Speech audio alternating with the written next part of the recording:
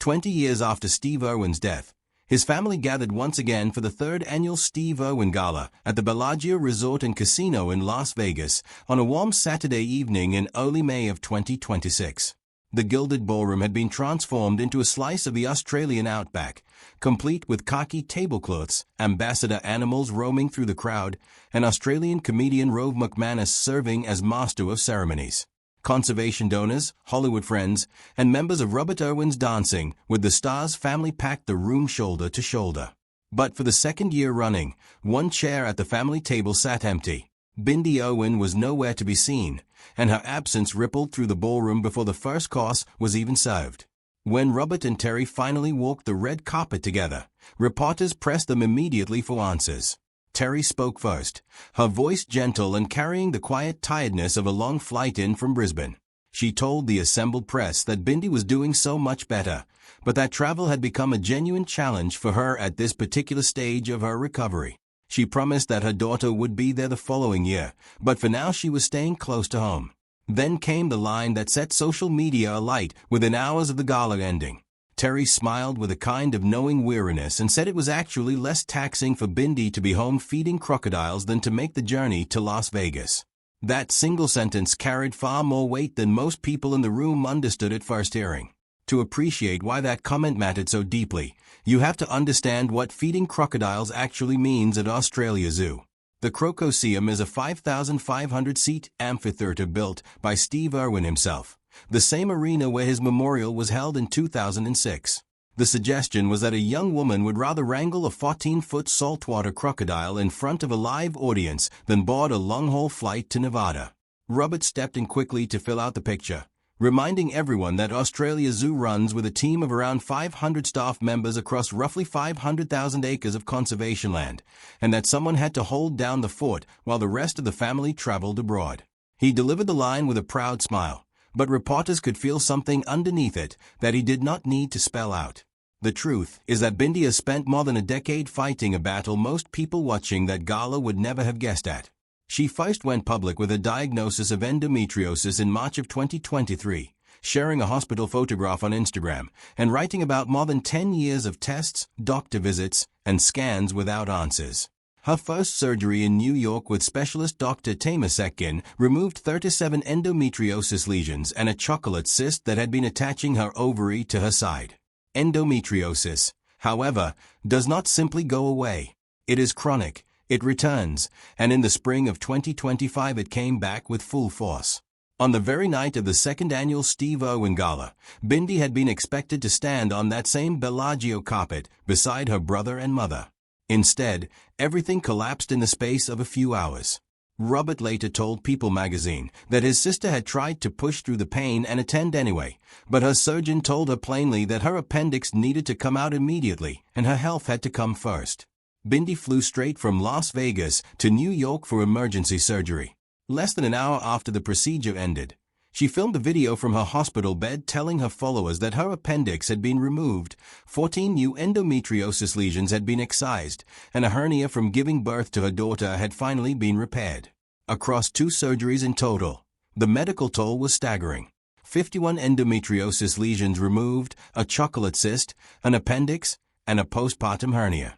By August of 2025, she finally felt strong enough to share genuinely good news, writing that she could function in everyday life again without wanting to pass out from the pain, and that she was beginning to recognize herself again.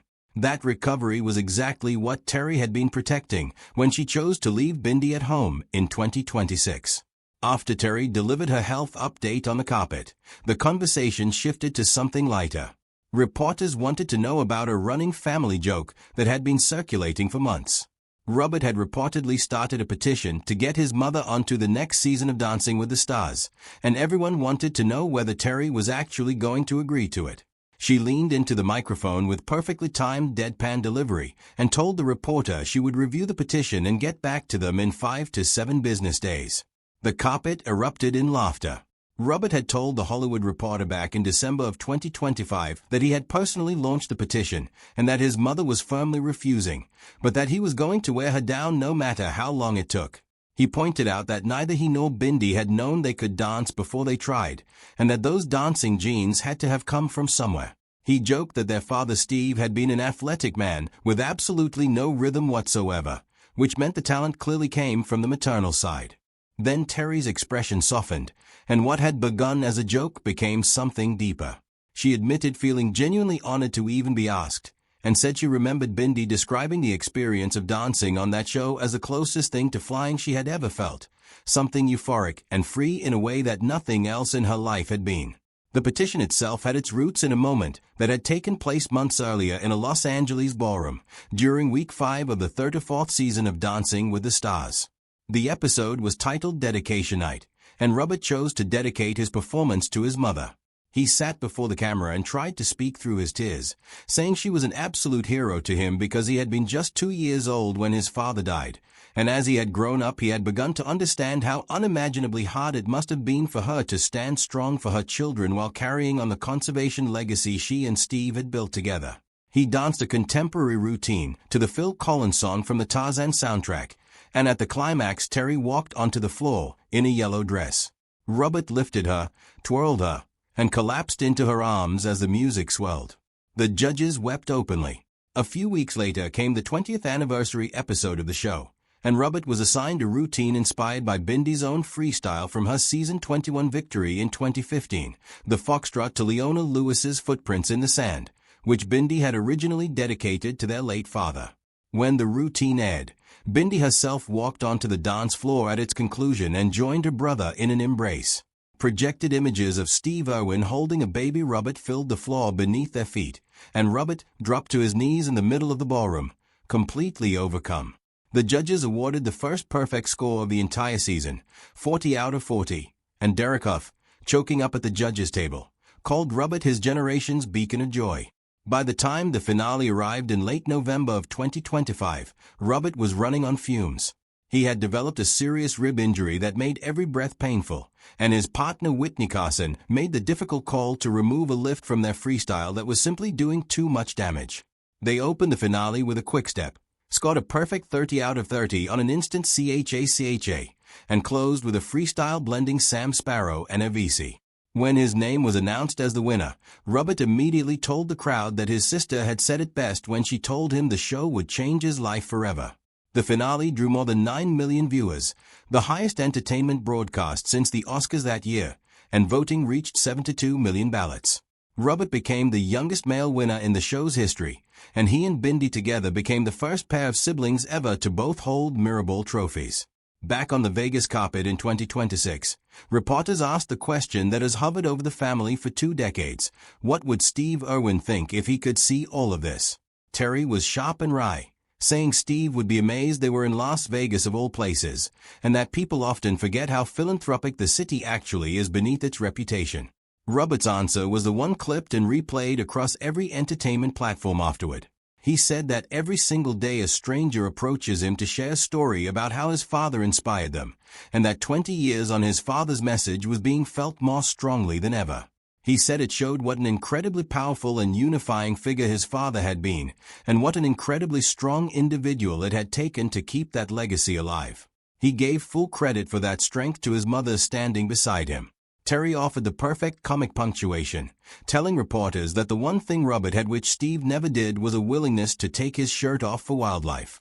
Beneath the laughter was the longer arc of grief the family has always carried. Terri acknowledged that the road from 2006 to that stage had been a great deal of work and a great deal of grief, but that it had also held times of tremendous joy. Just 4 months after the May Gala, the family will mark 20 years to the day since Steve was killed by a stingray barb at Bat Reef on the 4th of September 2006. Robert had previewed his feelings on a CNN podcast with Anderson Cooper, saying he feels closest to his father in the middle of nowhere on a crocodile expedition, when a warmth wraps around him without warning. He described his grief as a suffocating blanket, distinct from Bindi's, who had so much more time with their father, and whose loss had always felt more like a sharp stab. He told Cooper about the moment on his first crocodile research expedition, when he caught a massive saltwater crocodile only to discover it had been previously tagged by his own father years before, and described it as an unmistakable sign that his dad was still with him.